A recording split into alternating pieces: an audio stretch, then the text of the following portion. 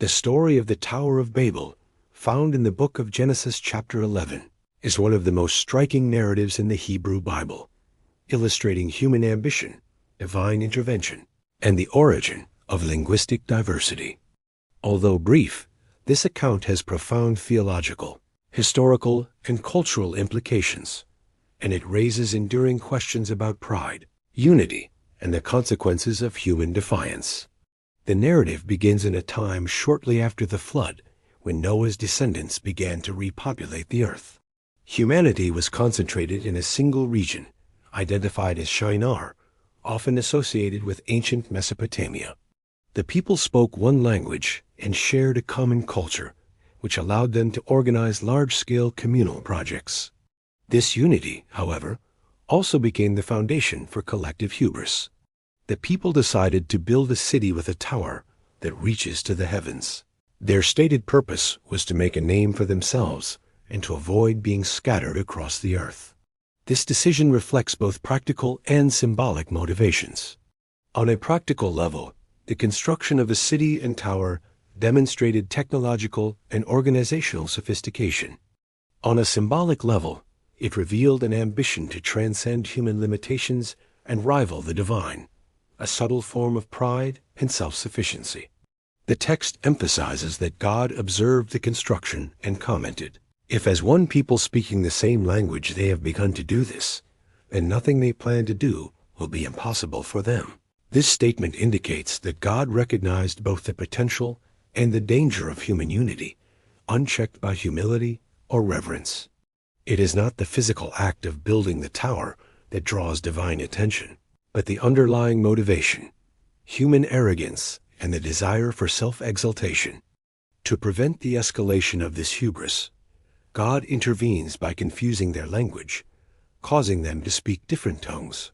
Communication breaks down, collaboration becomes impossible, and the project is halted. The city is left unfinished, and the people scatter across the earth, fulfilling God's earlier mandate to fill the earth.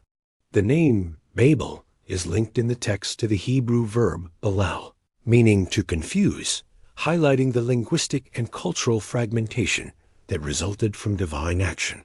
Historically, the story resonates with the ancient Near Eastern context, where ziggurats, stepped pyramidal structures, were built in Mesopotamian cities as temples or symbolic representations of reaching the divine. The Tower of Babel may reflect cultural memory of these constructions. Scholars also note that the narrative addresses universal human behaviors: ambition, technological ingenuity, and the desire for fame or centralized power. Theologically, the Tower of Babel serves multiple purposes. First, it explains the origin of diverse languages and cultures, offering a theological framework for understanding human diversity. Second, it warns against pride and self-sufficiency that ignore divine authority. Unlike other stories where God rewards obedience, this account illustrates that collective rebellion, even in technological or cultural achievement, can provoke correction and restraint. Third, it underscores the limitations of human power. While humans can achieve remarkable feats, ultimate authority and moral oversight belong to God. From a symbolic perspective, the narrative portrays the tension between unity and diversity. Human unity is not inherently wrong. After all, cooperation is necessary for civilization. The problem arises when unity becomes a vehicle for defiance or self-aggrandizement. By dispersing humanity and introducing language diversity, God simultaneously curbs arrogance and establishes a world in which human communities must interact, adapt, and navigate differences, a dynamic that reflects both order and humility. In my personal reflection, the story of the Tower of Babel is remarkably relevant today. It reminds me that ambition and ingenuity, while valuable, must be tempered by humility and ethical awareness. Human cooperation is powerful, but without moral grounding or respect for limits, even our most extraordinary achievements can become destructive. I also find the narrative deeply hopeful. While the confusion of languages created challenges, it also allowed for cultural richness, creativity, and the flourishing of diverse civilizations. The story, therefore, is not merely about punishment, but about guiding human potential toward responsible and meaningful action.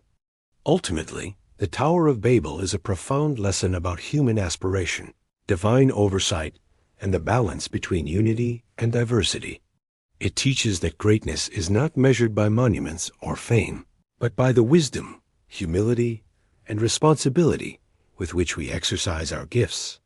For me, it emphasizes that challenges, whether in communication, collaboration, or cultural differences, are opportunities to grow rather than obstacles to fear, and that human ambition is most powerful when aligned with higher principles rather than personal pride.